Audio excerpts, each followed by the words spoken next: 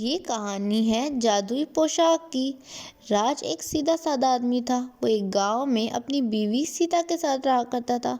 वो दिन रात मेहनत करता ताकि उसके घर के हालात बेहतर हो जाएं, लेकिन उसके घर में पैसों की कमी रहती थी। सीता एक फिक्रमंद औरत थी। उसको हमेशा फिक्र रहा करती थी कि अभी पैसे खत्म हो जाएंगे।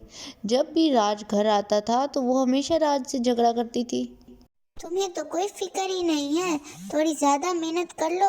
ये ना सोचना कि हमारे घर के हालात बेहतर हो जाएं। पता नहीं क्या करते रहते हो पूरा दिन।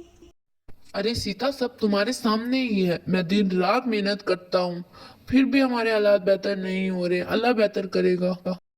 तुम्हारा तो रोज का यही कहना है।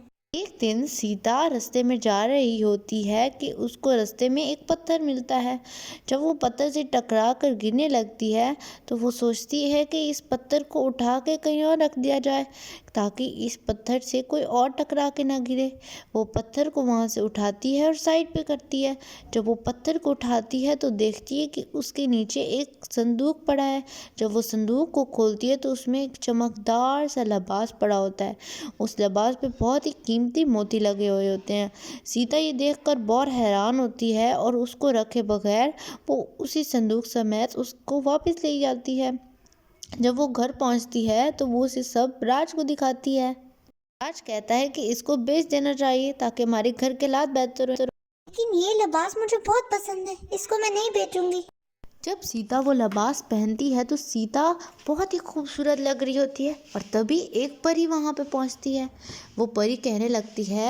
परी की आंखों में हमदर्दी की रोशनी थी। सीता और राजू परी को देखकर हैरान हो गए।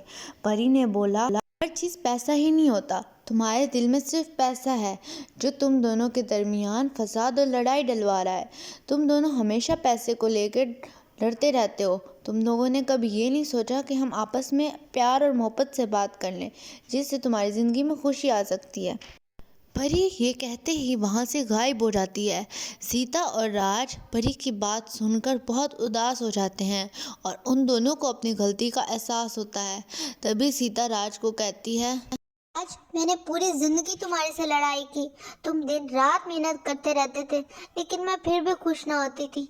तुम मुझे माफ कर दो। मुझे पता है मैंने बहुत गलती की है। अब हम दोनों एक दूसरे का साथ देंगे और मिलकर मेहनत करेंगे और आपस में मोहब्बत रखेंगे। उस जादुई लिबास से सीता और राज के दिल में हमदर्दी का जज्बा पैदा हुआ और वो दोनों आपस में मोहब्बत और रहमदिली से पेश आते थे, जिससे उनके घर के हालात बहुत बेहतर हुए और वो गांव में खुशी खुशी रहा करते थे। Don't forget to like, share and subscribe.